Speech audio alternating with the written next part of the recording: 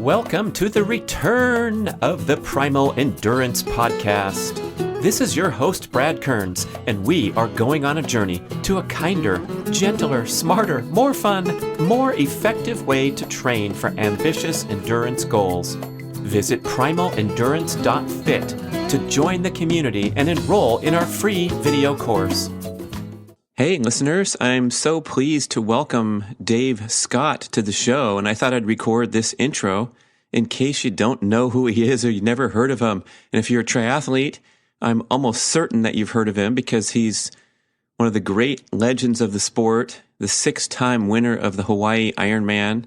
When we get on the show, he'll talk about his beginnings and how he went out to Hawaii and saw this wacky event that had been featured in Sports Illustrated the prior year. He saw that and he said, you know what, I'm going to race that thing. Even though those crazy distances, everyone was thinking of survival. He went out there and destroyed the field and kind of ushered in the professional era of the sport where he was a proclaimed full-time triathlete. He was coaching swimming in Davis, California and training literally all day long with his swim workouts, bicycle rides, and running. We're talking hundreds of miles pedaling the bicycle a week, running 50, 60, 70 miles like a proper marathon runner, and swimming for hours and hours. So Dave Scott definitely ushered in the professional era of triathlon. And another unique feature about him and his career is he is very, very steeped in the science of exercise physiology as well as nutrition, always has been. So he's kind of been a leader for both the athletes and the people that he coaches. Everyone looks to him for guidance and for the scientific validation of all the training patterns that varied and emerged over the years. What's really interesting and especially gratifying for me is to see Dave has made this transition from the carbohydrate paradigm and the high carbohydrate training and eating patterns of endurance athletes. And now he's full deep into the low carb and even the keto scene. And towards the end of the show, he gets on his soapbox and goes off. It's pretty awesome because Dave's a mild-mannered guy. But this is a very big issue. It's the issue of endurance athletes and all extreme athletes or devoted athletes potentially and now scientifically validated to be compromising their health while they pursue fitness due to the adverse dietary practices, the high consumption of refined carbohydrates in the name of performing and recovering for their events, whether it's CrossFit or anything that's cardiovascular. As Dave laments on the show, he was a guy that was eating those mountains of carbohydrates, some of them not too healthy. He was working for companies and pitching products that were pushing refined carbohydrate products onto the athlete. And that was because we were kind of stuck in that carbohydrate paradigm. Dave said the science was there, but we just kind of ignored it or pushed it aside. And now we've had this wonderful awakening, and he's at the forefront with the athletes that he works with and all the traveling and lecturing that he does. I think you're going to really enjoy this show, and you're going to get a beautiful blend of deep science where it's almost hard to follow, but you can definitely appreciate this guy knows what he's talking about. This jock knows what he's talking about. But you're also going to get insights from the mindset of a champion athlete, just real life insights about what it takes to be out there performing at that high level and working with other athletes, because Dave has worked with many world champion, Hawaii Ironman, top level performers in recent years. And he also works with plenty of recreational athletes. So this is a show that has something to offer for everyone. Please welcome Dave Scott from his home in Boulder, Colorado. Thank you so much for listening. Welcome, listeners. It's Brad Kearns, and guess who I caught up with finally? It's Dave Scott, triathlon multisport endurance legend. How you doing, Dave? Good, Brad. It has been a while. We were just chatting off camera, and I don't know the last time we collided, but your name has come up a lot, and I think we raced way back in the 90s together. If memory serves me, and the older I get, the faster I was, as the saying goes. I don't know about you, but similar. Yeah. So now you're in Boulder and you're still right in the thick of the triathlon scene. I see your videos, your articles. I mean, it's just been an amazing run. And for those of the listeners that aren't familiar with, the triathlon history, okay, you brought this thing into the prominence and really into the professionalism when you went over to Hawaii and did that hobby activity that the military guys were doing and said, okay, you know what, this is a race, guys. And so that was 1980, right? Your first visit to Hawaii Ironman. That's correct, Brad. Yeah, it was a long time ago. I was naive like a lot of folks, but my mindset was I'm going to race this thing. I'm not going to survive it. So that was kind of, even at the outset, I think being green, it seemed to work the first time, and I went back many more times after that. Many more times, got 6 wins, as any dutiful triathlete should know. And it is kind of cool to see how well people remember the old days and the battle of you and Mark Allen and all this stuff that's in triathlon lore. But it's so long ago now. The years go by quickly. But the other thing that's interesting about that, just to jump a little bit, is that the caliber of your performance 25 years ago still stacks up very strongly to the modern age here, where we have all this high tech and this biofeedback, and of course the nutrition and all the advantages. Oh, the coaching, I forgot to mention that. So what's your quick quip on that, man? How did you guys do this so long ago on those clunky bikes without any synthetic performance fuels or really even any advanced biofeedback tools to use? Well, I think, Mark was obviously a ferocious competitor, and we just kind of kept heightening our game based on our competitiveness. I don't think we really put a parameter on ourselves, and the tactics are a little bit different in today's racing. There's a bigger group on the bike, and they're having to move back and forth, and we could just, ride at the pace that we wanted to hold. And I remember Mark reminded me of this in 1989 when we raced, and at a press conference they said, well, what do you think you can do? And I just recited these numbers. I said, well, I think I'm pretty consistent on the swim. I'll ride this fast, and I can run about 6-minute miles for a marathon. And I think everyone gasped, and Mark and I joke about it today because, I think he went home and went to bed and said, I think I can do this as well. But boy, Dave Scott set the bar high. So, I honestly, Brad, the athletes today are such brilliant athletes and tremendous runners. I mean, if you look at the half Ironman, the 70.3 races, their times are just phenomenal. And I'm just waiting for them to step up in Kona and be able to particularly run fast on the marathon. And that hasn't happened. So, Mark and I, our times do kind of hold the test of time, at least for a while. So you're saying your prediction at the press conference was more accurate than Arturo Barrios predicting that he could get off the bike and run a 2:14. That was a famous one. Arturo Barrios was a world-class, I believe, held the world record at 10K for a while in 27 flat. But to get serious about the issue here, maybe there's that specificity where you were training with really a devoted focus to excelling in October at Hawaii Ironman as your most prominent goal, and what all that entailed out on the island, where the translation from doing a half in under 4 hours and smoking the run at whatever pace, 13 extra miles is a whole different. Is it a different training pattern as well, and a different mindset? Well, I think the training, really to a fault, maybe we'll get into this, but, I think to a fault, a lot of us did a lot of volume, and we know that that's not necessarily true. I'm actually giving a talk at the medical conference in Hawaii coming up this Sunday, just about high-intensity interval training, which I did. Yeah, Dave Scott says, don't do what I did. Welcome, physicians. Well, in some ways, I did that way back when I was doing higher intensity stuff, and I came from a background in water polo and swimming, and we incorporated that, and also a lot of strength training, which I still do today. And I think a lot of the athletes are very seasonal on that, and that's a mistake. So, some of the things that we did was really on a whim. It was trial and error, and it worked, and we followed a little bit of the science. But, I always felt, even way back when I was giving out information, that I said, this is on the cutting edge. But, ironically, Brad, as you know, certainly the nutritional side of what information we were doling out, like carbohydrates work, and you need to eat a lot of carbohydrates, and you need to train with carbohydrates, and you need to fuel yourself with carbohydrates. And there are good studies obviously showing that you get good refueling, blood sugar levels stay low, you can replenish muscle and liver glycogen levels, protein synthesis happens, but we didn't really look at the whole spectrum. So, I look back at what I did way back in the 80s and 90s, and I think, I was able to survive despite doing a few things that were really wrong. Well, I suppose that you had built a fair measure of fat adaptation back then, just from the tremendous commitment to training.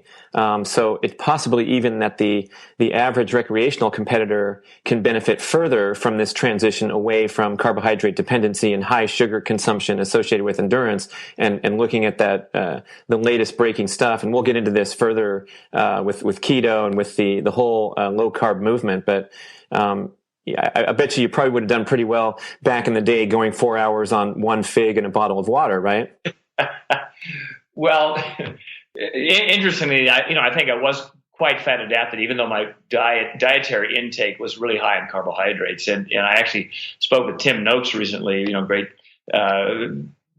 scientist and medical doctor out of South Africa, and he has done a 360-degree turn, and I'm sure you're keenly aware, Brad, that he's put out a book, The Real Meal Revolution, and it's really on the Banting, which goes way back to the start of the ketogenic diet. And he was one who just went out there and he said, need carbs, carbs, carbs, carbs. And we didn't really look at the whole, we didn't really look at the whole picture, what happens if we're fat adapted. But getting back to this, he had actually commented in his book, Law of Running, well before we had chatted, about, Mark Allen, Dave Scott have to be burning very high levels of fatty acids in that run they did in '89, the pace. And we're looking at obviously people that are fat adapted now they're oxidizing fats at a very fast rate.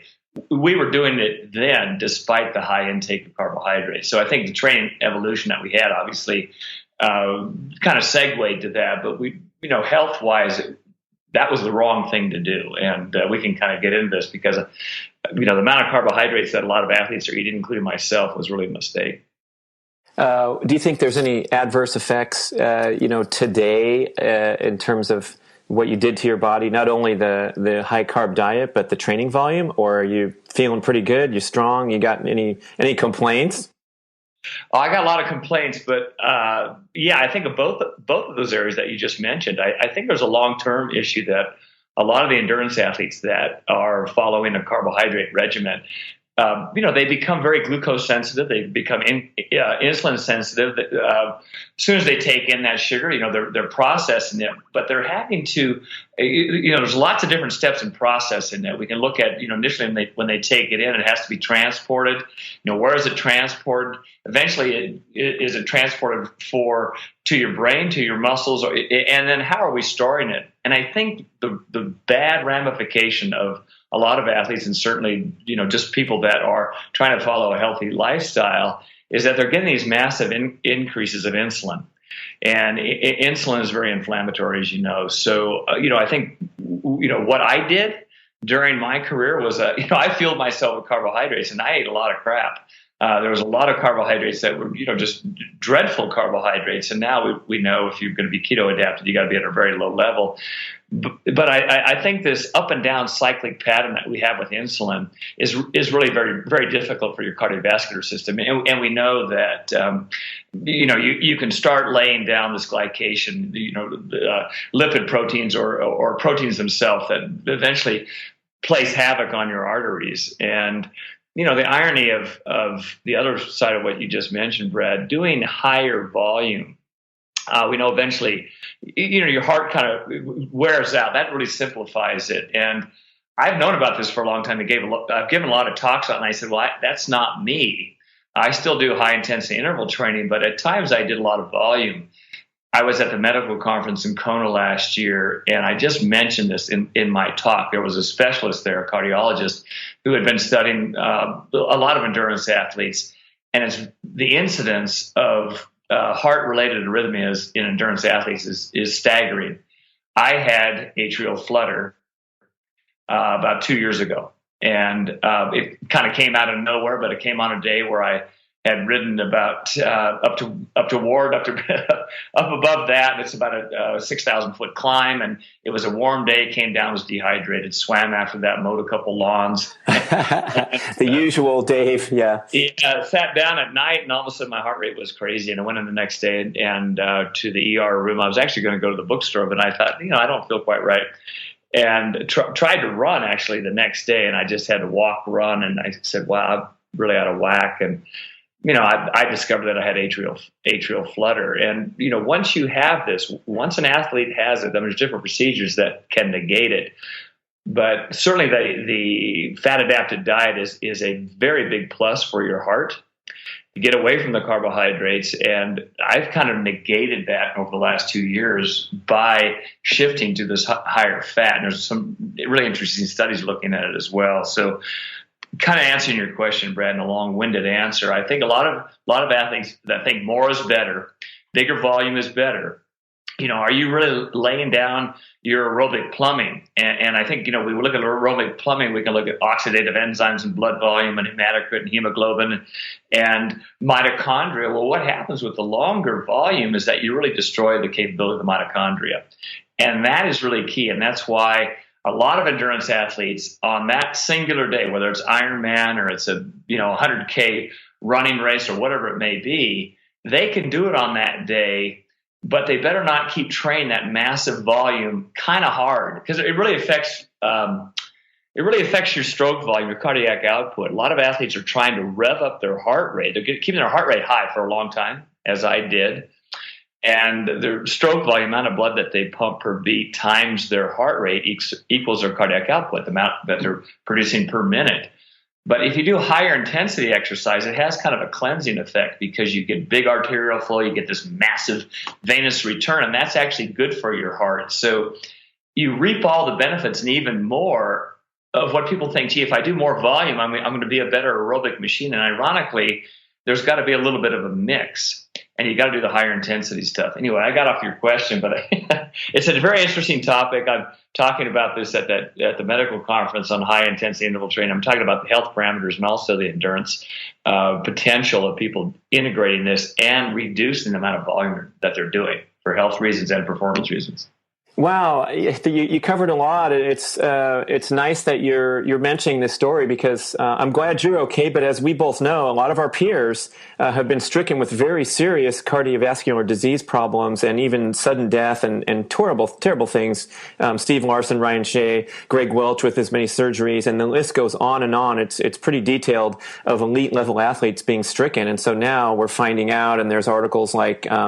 1 Foot in the Grave, I think it was in Outside Magazine or Wall Street Journal, that's talking about this increased prevalence. So you're saying that that high volume, especially at a ambitious pace, like a cyclist can do, maybe even more so than a runner. But now we have this triathlete who can go high volume and good intensity in the pool, same on the bike, and then putting in the high stress running, and you're adding up to a great strain on the heart, even at the recreational level, because people they've been taught for years that they have to put high volume in to succeed at iron distance or half iron.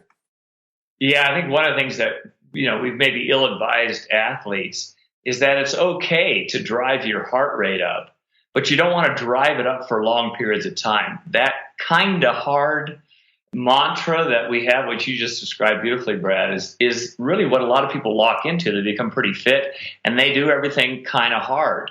So their heart rate stays up pretty high to try to drive that cardiac output, and that's really a mistake. We really should be telling our endurance athletes, we need to train a little bit lower. Train lower, train less volume, but then integrate these higher intensity efforts, really from your VO2 to what I call anaerobic endurance. So we can kind of look at repeats from 15 seconds to 2 minutes. You can do a whole gob of those, and they hurt like fury when you do them. But the return is really magic because you're producing this protein called a myokine, and the cytokines. There's different kinds. Some are very inflammatory, and some are pro-inflammatory. The myokines are the good ones, and what we see with the high intensity interval training is that these just open up the floodgate, which is a real positive notion. When we do large volume, kind of hard training, we get the ones that are inflammatory, the cytokines, and those are the bad ones that kind of wear us down. Yeah, we call this chronic cardio, and then we're also big supporting Phil Maffetone's assertion that when you're building that aerobic base, you need to perform at a very comfortable heart rate, much more comfortable than most people are used to on their typical workout. How does that message align with you. I would imagine you're supporting that integration of high intensity workouts as a critical component, even to an ultra distance athlete. But when you're out there building that base or putting in the miles to get ready to do the intense workout, how do you feel about that type of training? Well, I think a couple of things. One, there's no real formula on heart rate unless you're looking at resting heart rate or heart rate reserve. If you just take hypothetical 220 minus your age, there's great variance, almost 30% for any aged person. So you can take a 60-year-old and say, 220 minus your age less 60 is 160. So that's going to be whatever it is. And that's really false, because you can look at another 60-year-old and say, I can't get my heart rate above 130 when I'm working hard. So I think the notion really on perceived exertion is that the lower the volume or the intensity is a good idea, because you start laying down those oxidative enzymes and capillary beds. But you can really expedite that by integrating higher intensity exercise, shorter periods, even during what people call their base building periods. So I never refer to it now as you need to get a lot of volume in because that's going to be the best thing for you. No, it's not. You're really better off, because people want to maximize their time. And most people don't have, this inordinate amount of time, unless you're professional or you're independently wealthy, to just say, I'm going to go out and ride my bike 6 hours a day. That's the best thing for me. And I'd say, no, it's not. I wish you only had 2 hours, but let's put in 12 to 24 minutes of higher intensity in that 2 hours, even during the off season, because again, the parameters that measure cardiovascular health, or the first one is a higher stroke volume. So that helps the stroke volume. And the second thing is that we do want to look at all the physiology. So we want to look at the capillary density. We want to look at the functionality of the mitochondria. And what a lot of endurance athletes do is they get stronger throughout the year. They end up going longer. They go kind of hard even more, and they actually destroy their mitochondria. They actually can kill off their mitochondria. They become dysfunctional. And so they're coming into their big races, and their energy organelle is kind of smashed. They're saying, why, you wiped me out.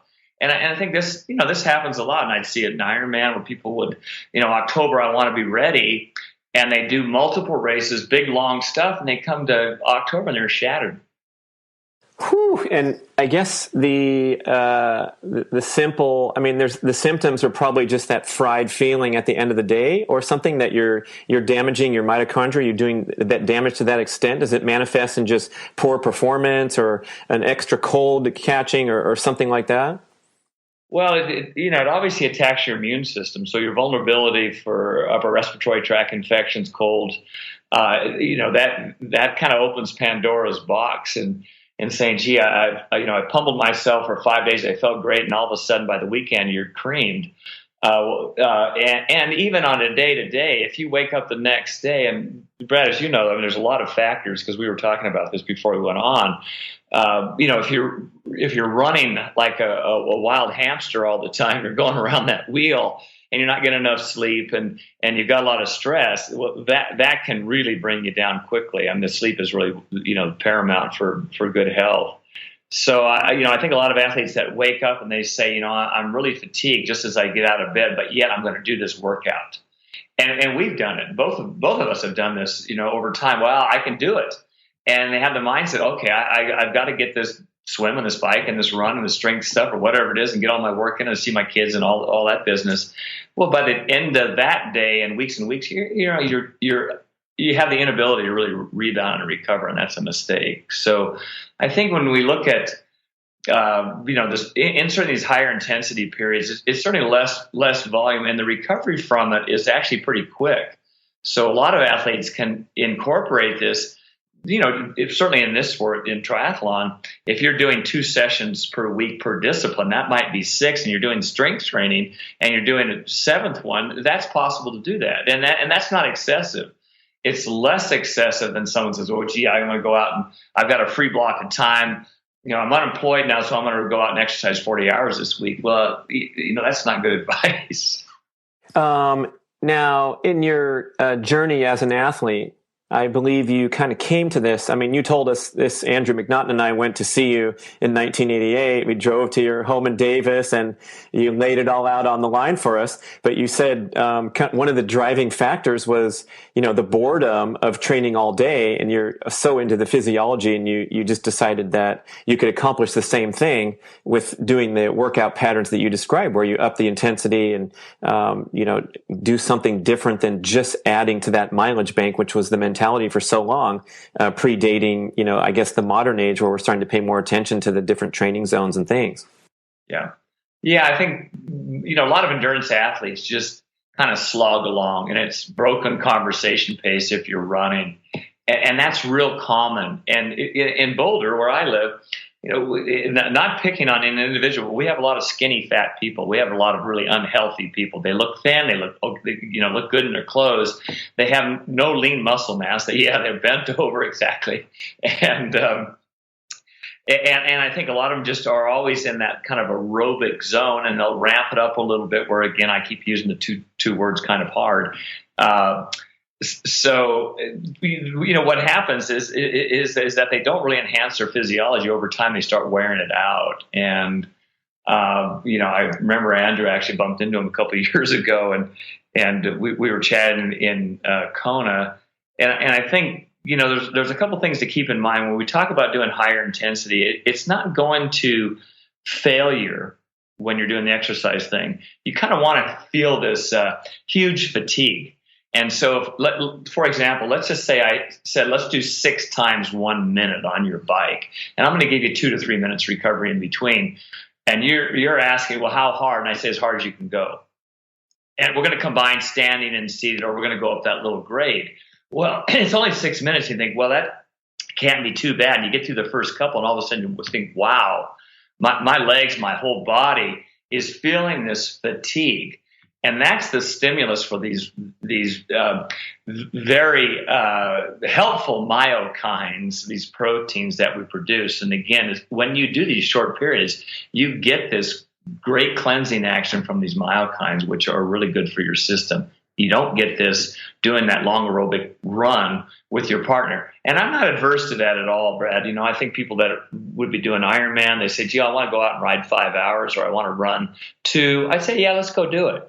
Part of it's confidence. There's a certain amount of eccentric load that if they're not doing strength training on running is a real plus. But you don't do it every week. And kind of the protocol for a lot of endurance athletes is that, gee, I have the weekend, so therefore Saturday and Sunday, I'm going to go out and do big, long volume days, and I'm going to do them hard because I'm with my buddies, and they're going to push the pace. So we're all going to do it hard. And one male or female is always on to race. And so you kind of up it even more, but you do that every single weekend. There's a lot of athletes that have that kind of destructive pattern. I'm going to take that quote and run with it. Dave Scott says, kinda hard is not really going to get you. So it's really kind of, when it's time to go hard, you go hard, and you really blast it, and you get that hormonal, that cellular benefit, and a little going a long way, I would assume too, where you don't have to do that multiple times throughout your week. Yeah, there's a lot of studies on this, and of course I'm fascinated by it. And I'll just give you a real raw example. One of the studies looked at cyclists, and they went 8 times 4 minutes. And 4 minutes is a good block of time to look at your VO2 output, but it's 32 minutes of exercise, which I think is too long. It's really hard to sustain close to your VO2 or within VDO2, within 5% of it. So I look at that, but then there's a comparative study looking at physiological adaptation and muscle adaptation, because you're really trying to stimulate these fast twitch muscles, the ones that are the fast ones and the super fast, the 2A and what's called the 2X muscle fibers. And that's why you're doing this higher intensity interval training. So you have to look at a 5 minute, or in this example, 8 times 4. But they also looked at 30-second increments. What if I do 30 seconds really hard? And ideally probably increasing the rest as you go through the set. And I don't remember the exact protocol, but let's say it's 30 minutes of that. That would be extraordinary. I think it's too much. But let's say you did 60 repeats of 30 seconds. God forbid if you did that. I think that'd be a terrible test. But they basically found even on smaller doses, it's all the way down just to one single 4-minute effort and a block of 8 times 30 seconds, so 4 minutes and 4 minutes. They found equal gradient increase in performance and physiological cues. So in other words, you can shorten the distance. I think there should be a mix. And I think we should be doing these VO2 down to these short 15-second ones. But I think that maybe the comment is that if you do a mixed set, and I can give the listeners an example. If I'm doing somewhere between 12 to 20 minutes and I'm doing it hard to very, very hard, and I'm doing these shorter blocks, you might want to integrate a mixture of these. So, for example, 1 times 4 minutes, depending on the environmental conditions outside. If it's real humid, you have to give yourself more rest. If you're just starting out, it might be a 1-to-1 rest ratio. So it's 4 minutes on, 4 off. And then, you could come back and do 8 times 30 seconds. And then let's say 3 minutes and 6 times 45 seconds. Again, you can add up the math on this. So the total work time, not work plus rest, is 12 to 20 minutes. Most people get a magical return just by doing that much. And I'm talking about the cardiovascular. We always talk about the cardiovascular. So it's swim, bike, run, rowing, Nordic skiing, whatever it may be. We kind of all fall into that. If you're doing strength training, because the load is so much greater, the segment length and the duration is quite a bit less, and the rest has to be a little bit longer. But the same thing applies. A lot of folks that are aging, like myself, Brad. I read an article recently that said you weren't aging. So okay. Well, I still do my exercise, but I'm careful on what I'm doing. I'm describing, what I do today, but I swam and rode my bike today. So I got that in. Where was I? I kind of forgot what I was talking about. What was that question? Hit me again on that one. Oh, mercy. You're talking about the strength training being, it's more difficult. You're under load, so you don't have to go for 45 seconds doing squats. I'm guessing you can do shorter sets. How did I save that, Dave? I totally forgot we were talking about too, but it just popped into my head.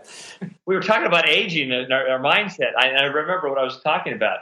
For older athletes, or if you're just beginning, the strength training really is magic. And when people think about strength training, they think, "Oh gosh, I can't go in there and lift weights with that gorilla over there." There's a ER doc, but he's also heavily involved with sports medicine. And his name is Doug McGuff, MCGUFF. And he's done a lot of studies looking at slower movement with a lot of tension. So you're creating muscle tension. So he's doing his strength training with a slow concentric movement and a slow eccentric. And so for one press, and let's say it's an overhead press or it's a lat pull down or whatever you may be doing, full body exercises are the best. So let's say that you're doing a shallow squat to start with, or on a hex bar or a trap bar, which is a great exercise. It's slow coming up and slow coming down. Yes, exactly. The Olympic lifts are quite good, as you're showing me, Brett. So he's looked at this myokine production by doing slow movement, and it's very safe. That was the point I wanted to make, is that when people are starting out, you're better off trying to do it slow. And I think, and no dumping on CrossFit athletes. I think a lot of the CrossFit stuff is magic, but I think they need to be very careful in making sure that they're holding great body position, they have good balance and symmetry before they're putting them in a compromised position. So the premise of CrossFit is to do stuff very explosively, and I think there's got to be a buildup as they're doing this. So do it slow initially, and you get a great return, and then incorporate a little bit of slow and fast movement.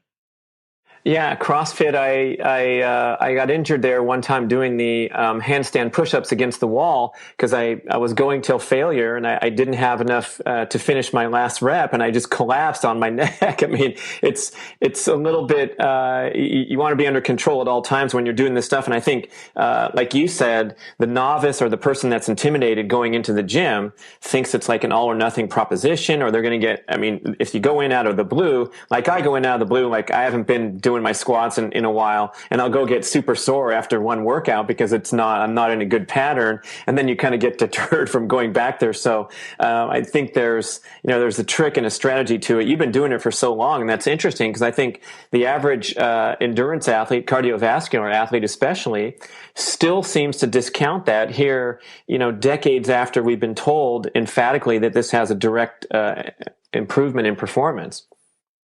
Yeah, it's a real hole, I think, in a lot of athletes. And fortunately, I've had a great opportunity in coaching some of the best. And I coached Christy Wellington for about 4 years. Who never heard of her? Yeah. Christy Wellington, multiple Ironman world champion, one of the greatest females of all time. Well, I think she's the greatest iron person of all time, both genders. And when I first started coaching her, and also Craig Alexander, who still holds the current fastest Ironman record in Kona, 8:03, both of those athletes, when they came to me, I said, what are you doing strength training? They were already good. I said, what are you doing strength training wise and mobility wise and your joints and stretching and so on? So I looked at the strength training, and ironically, both their left sides were really weak. Like their glutes were like a bucket of butter. I said, fire that glute, and I could lose my finger. And they said, well, I'm trying to. And I just said, well, that's dreadful. That's awful. And, all it takes is a couple words to tell a world champion that they're not, they could be a lot better. My words were kind of harsh, but the point is that I think we see a lot of athletes, even the very best ones. And of course, they had a great conviction to rectify that issue. They said, well, I'm going to make sure I am symmetrical. I'm going to get that left glute, my soreness in my low back, and my hip flexor to not bother me anymore. And ironically, they had kind of the same issues. And so we can see the world's best that maybe are not as balanced as they should be, not as strong as they should be, not have the mobility. And certainly the endurance athletes that I work with, we see terrible mobility in the thoracic spine, their rotator cuff, and in their hip. And those big areas, quite often, even if you lose a couple millimeters of mobility or strength, you have the inability to fire the muscle completely. And then all of a sudden they say, gee, my performance is falling off. It might be age, it might be wear and tear. And I think, that's kind of presumptuous. And I think if they would actually incorporate what I call mobility, stretching, and strength training as part of their routine, it doesn't take a lot of time each week, but the return is huge.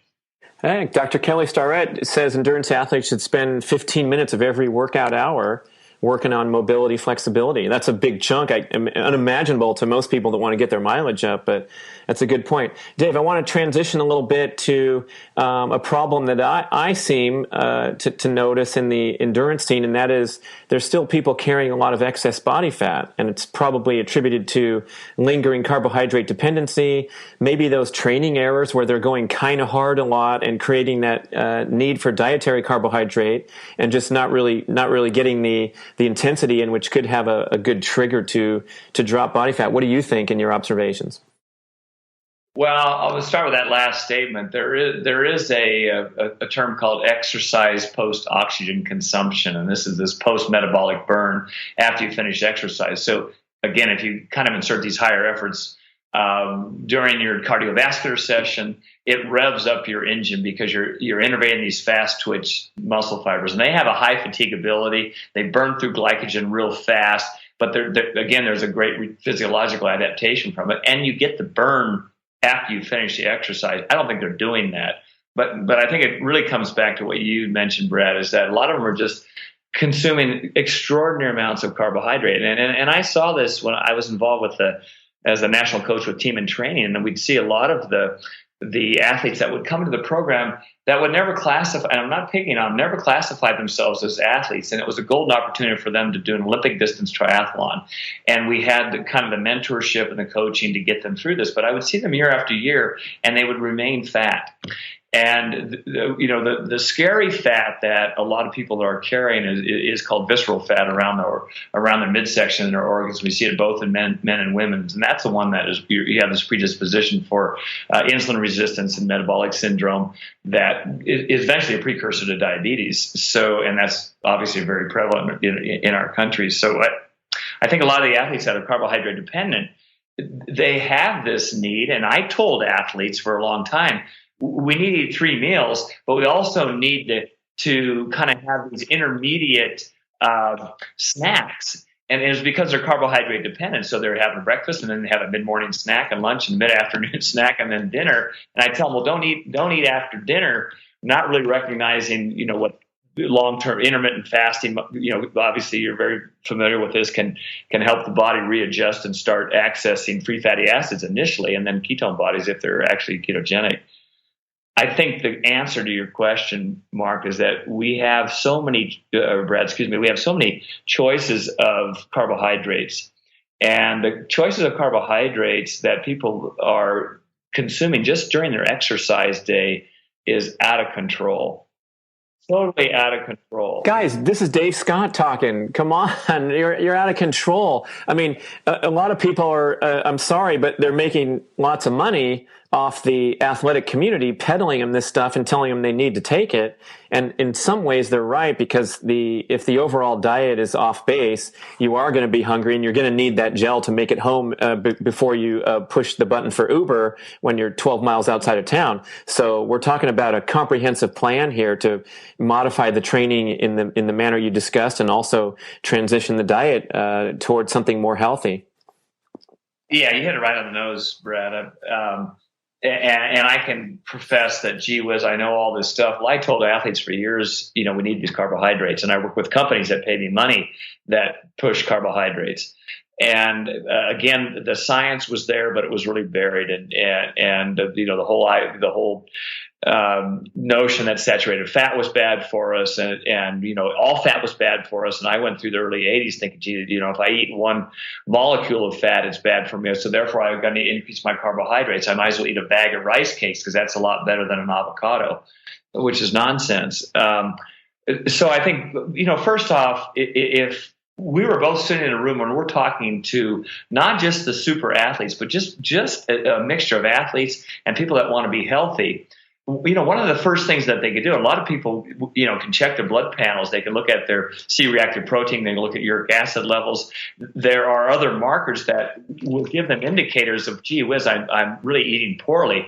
They can get their LDLs fractionated and see what's going on there. First thing that they do is they eliminate the really simple carbohydrates, and those are really the juice form carbohydrates, whether it's sweetened teas, it's Coca-Cola, it's whatever, it's the fluid replacement drink, Gatorades that are out there. You just know you've got to get rid of them. It's apple juice and all the above. So, and I'm pretty potent on that message, but I think that's a start. And some folks will see that they actually have, great change by just doing that. And then, if they're really shifting to fat adaptation, then they've got to look at the remainder of carbohydrates that are out there, whether it's grains and pastas and certainly all the packaged foods. And they also simultaneously have to get rid of the trans fats, and that will start cleaning up their diet. How do you find the clientele that you work with? Are they receptive to this? Do you see a movement building where people are going to, in mass, transition away from the mistakes we've made in the past? Or where do we stand, in your opinion? I think we have a lot of resistance, but I think we have open ears. I mean, what came out from the last 50 years was, don't eat saturated fat, you're going to be a lot healthier. And look at our country. Look at our athletic pool. As you said, a lot of them are very overweight, very unhealthy. We have the highest incidence of metabolic syndrome, diabetes in here, insulin resistance, leptin resistance. Everything is catastrophic because our diet didn't work. And then we went through that phase where everything was no fat. And so it was really high sugar. And it was $1 billion industry. And we realized that didn't work either. So I think athletes and other lay people are looking at, like, it's not working. Is there better advice? Is there a better avenue out there? And looking at a higher healthy fat. I always say HHF, higher healthy fat, moderate protein, low carbohydrate, and people think, well, gee, that's no carbohydrates. It's not no carbohydrates. It's really looking at net carbs from the healthy carbs, and obviously there's a lot of starchy carbs that are out there. There's fruit that has high levels of fructose, but there are a whole bucket of really healthy carbohydrates, and we look at kale and broccoli and spinach. The list of peppers. The list is really endless. Leeks. I put them on my tray every night and cook them.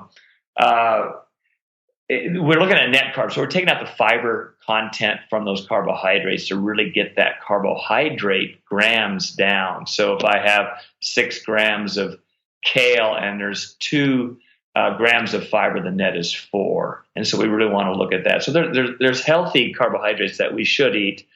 And that's part of our regular diet. But wow, are we just smashing our diets with an endless supply of bad carbohydrates. It's really scary what's kind of happened to our country, but it's also scary for the athletes that are doing this because, right at the outset of our chat, I think, we're really pumping our pancreas to pump out this massive levels of insulin. And insulin is inflammatory. Sugar is inflammatory. So I think, gosh, for long term, for this country to turn things around, I hope people do listen, and they are listening. I just posted a thing, a couple articles on my Facebook that riled up a lot of people. Like, how can you do this? And there's a lot of folks from the American Heart Association that. And I'm not picking on the physicians out there because there's a whole slew that have looked at it, and they have a lot more credibility than Dave Scott or Brad Kearns. These people have published, PhD publishers as well, that have looked at carbohydrates as working, and absolutely they do. And now they're kind of looking at the complete science and looking at the science that was really uncovered because it wasn't thorough way back when. And so the standards by the FDA and the government were really mandated, and we all follow them. And that's the scary thing. And now people are going, I don't really buy all that. I'm going to try something different. Yeah, and trying it is really, we emphasize that importance of personal choice and experimentation. So whatever Dave Scott says or whatever Brad Kearns says, that may very well be true. We have no credibility. But if you go out there and try it and you start to feel better, and I think a great takeaway, if you're going to take something away from Dave's comments here, is if you just dump those juices as your first step and tiptoe in that proper direction and slow down from that kind of hard workout pattern that prevails, and then try some of this interval stuff to cleanse the cardiovascular system. Now we're talking. And before I let you go, I want to get a little bit into your experience with keto. You've written some good articles about it and where that stands and how to kind of balance that, I guess, with the needs of the competitive athlete that's definitely wants to recover and not interfere with that. And sometimes there's a little bit of a balance point there where the keto people, they're not eating a ton of calories, they're not eating a ton of carbohydrates, and then they're having these ambitious goals. Well, I think we have to look at the science. We have to look at really great data from the scientists that are actually investigating this. And, their reputations are online. And there's a number of them that are out there that have published for a long time. Jeff Volek and Stephen Finney and Dom D'Agostino and Dr. Veach. These are scientists that have looked at fat-adapted athletes and really looked at nutritional ketosis. And for the layperson, that's getting that net carbs down to 50 grams of carbohydrates per day. But on an athletic side, people that are active, and the activity level depends on your metabolic rate. The variance on that net carbs, because here we are telling them don't eat as many carbs, can really vary between about 75 up to 150 grams of carbohydrates per day. And you really need to measure your blood ketone levels to actually know whether you're not in ketosis. Most athletes will know. They will know when they're there. And there should be a 4 to 6 week period where they all of a sudden shift from a particularly carb adapted diet to saying, I want to clean it up. What you just suggested, Brad, we both agree on this, is that we start with the simple sugars, the juices, and then you start with the grains and the packaged carbohydrates that are out there, the trans fats. You start weaning yourself away from that, the pastas that are out there that, is kind of a mainstay of the American dish. And you've got to start cutting that way, way, way back and start including healthier vegetables. And there are healthier fruits. I mean, particularly the, colored fruits. All the berries are all pretty high.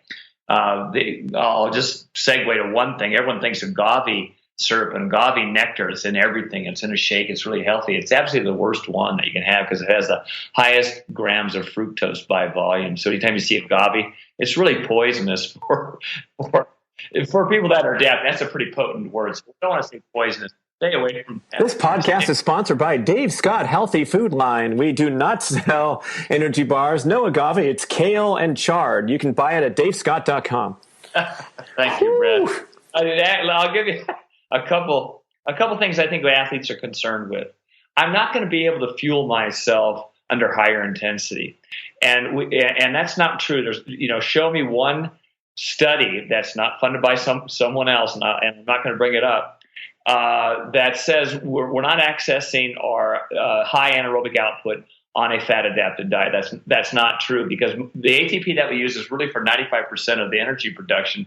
Anything about 15 seconds or less, it's stored phosphagen. So we're tapping into this ATP. I think the second thing, which is very, very interesting, is that when we look at muscle liver glycogen replenishment from a day-to-day basis, I had a hard workout on Monday. I want to do it again on Tuesday. What happens with the muscle liver glycogen stores? We know they go up with carbohydrate, but they actually go up higher. They go up higher with a higher healthy fat or a ketogenic diet.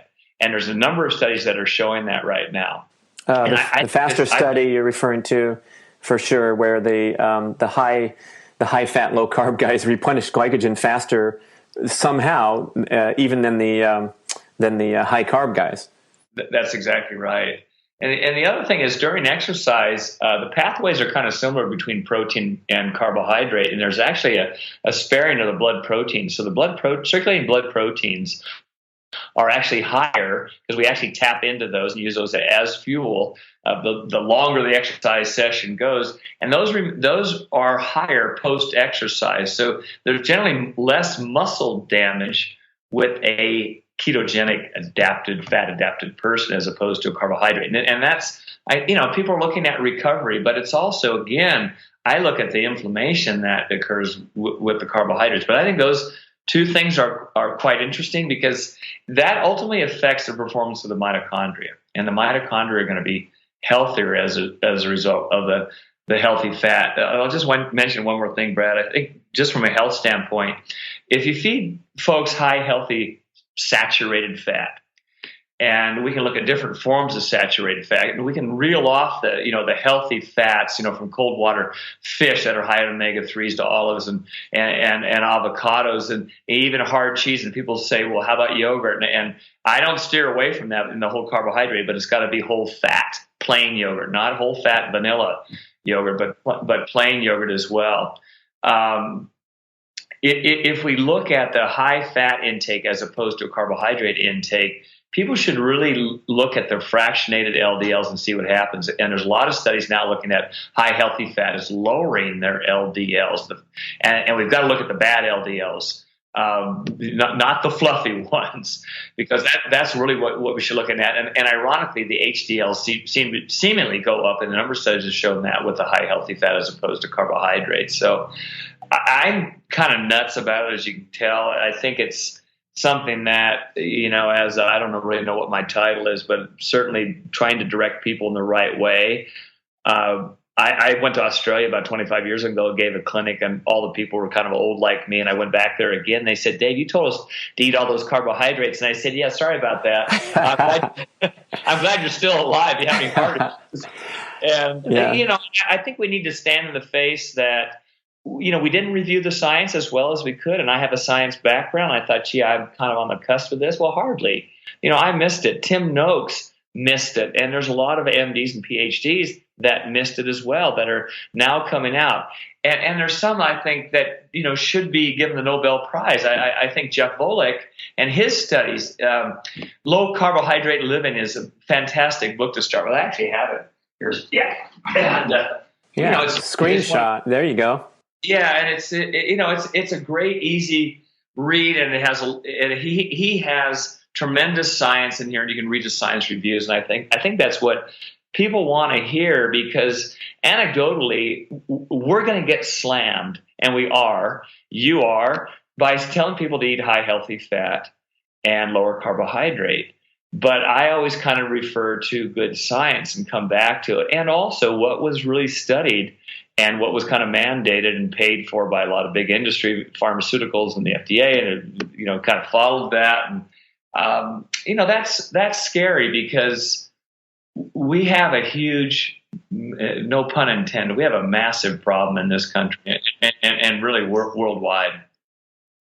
Dave, I got you going off, man. I like that. I mean, this is A little bit. It's a hot topic. I mean, I kind of liken it to when you're talking about the ignorance of the science and all that. It's kind of like the investment bubble when we're sitting here on an investment show and we're during the .com craze, and you and I are saying, you know, Apple's a great buy at 831. I see only future potential, or a company that hasn't made any money yet, and everyone's talking about, you know, when to buy and sell, whether it's at 87 or 93, and they haven't even made a profit, but everyone's collectively buying into it, and therefore there's a bubble. And I think that was us as the athletes thinking, well, look, Dave, no one's ahead of you on the road in Hawaii. So whatever you're doing is working okay by many important measures. So, you know, we're going to look to the examples that the elite athletes are setting. And now I think at the end of your diatribe, I'm concluding that you probably could have gone 755 in Hawaii in 1989 had you been eating keto. I don't know. Would you agree or disagree? I think there's maybe a number of factors, Brad. You know, we can always postulate that, boy, I coulda, shoulda. Yeah, I think we had the capability of going faster. And I think you hit it right on the nose, is that, you know, we look at the better athletes. What are they doing? They're doing a lot of things right. So somewhere in the scheme of things where we're standing outside and saying, no, you're not doing this right. You're not doing strength training right. Your volume's too much. Your intensity's wrong. Oh, by the way, you hold the world record. Well, they're doing something right. So we need to look at it. And quite often the science, and certainly in triathlon, it's kind of followed the sport because, you know, the sport was relatively young. So the scientists said we better start doing blood draws on these people and see what's going on, and muscle damage, and you know what's happening in their glycogen stores. So all of a sudden the science said, well, this is what we really see. But the athletes are going, well, we already knew that. We knew it to some degree. And again, I feel, and not to keep reiterating this point, is that I always look at this whole paradox. Are we really nurturing the athlete from a healthy standpoint? And are we trying to maximize not only their health, but their performance? And if people poo-poo diet, that's just total ignorance. And if they have blind ears to listening to someone who's going to talk about fat-adapted people, fat-adapted athletes, what are the pluses in doing this? If I was 25 years old now and not 63 on the cusp of 64, I would say, you know, I'd like to hear about this. I would really open my ears. And maybe I had blind ears way back when. I felt like, you know, I'm on top of the world. I don't need to listen to that. But I hope that I wasn't that naive. Oh, I think you were cutting edge all along, and that's what was so amazing to see you leading the charge here, transitioning with all the people that are, you know, on board on this. I guess you'd call it the ancestral example, primal paleo, low carb, keto. So it's been a pleasure to catch up to you and talk about this stuff, Dave. I mean, it feels good because we've come a long way in many ways, and you know, the last parting words you gave there, that we can protect our health as we pursue these competitive goals. That's a really great insight for everyone involved in participating. That's really what it's all about, rather than destroying health to get a medal on the wall. I don't think that's a fair trade. I think you'd agree, even though you sacrifice everything to be an elite athlete, but you know, we want to talk things over when I'm 63, right? You know what I mean? Like, let's keep this dream going here. So, Dave Scott, what are we gonna plug? We're gonna go look at your website. There's a lot of good content there for free, and I think there's a ton of options if you're an athlete wanting to get coached. What do we got? How do we find you? Yeah, I think the easiest thing, people always ask this, Brad. I think just Google me, and there's either an astronaut or a felon, or you'll find me. So I do pump out a lot of information. I like writing the science on it, and so I have a newsletter that they can sign up for. We put it out twice per month, and I always have tips. And you know, this high fat, low carb diet is really the hottest topic right now. So I address this quite a bit, and I do a number of Facebook Lives, so you can tune into those. I'm heading to Kona real soon, and I have some of those. I'm not sure when you're airing your show, but I do have a lot of Facebook Lives that will be coming up. We try to pick relevant topics. It's not just hopefully gibberish. And hopefully I'll have an opportunity to do more podcasts with you. Oh, I'd love to catch up again. Yeah, we'll get into this, a checkpoint again in some months' time and talking further about keto. Dave Scott, always easy to find. I remember the old joke in the Sports Illustrated profile, and apparently a package made it to you addressed Dave Scott, triathlete, Davis, California. Remember that line from the writer? Because you're so famous in the small town after winning the Ironman. So just Google the guy, man. Find him. And then that newsletter, if it drops into your promotions folder, hit the button so it goes into your inbox, because I was missing them for a while. And it looks like you or your team is spending a lot of time and energy every month to put out great content. So keep it up, man. Thanks for being on the show. This is your host, Brad Kern, saying goodbye for Dave Scott in Boulder, Colorado. Thank you, Brad. I hope you enjoyed this episode and encourage you to check out the Primal Endurance Mastery course at primalendurance.fit.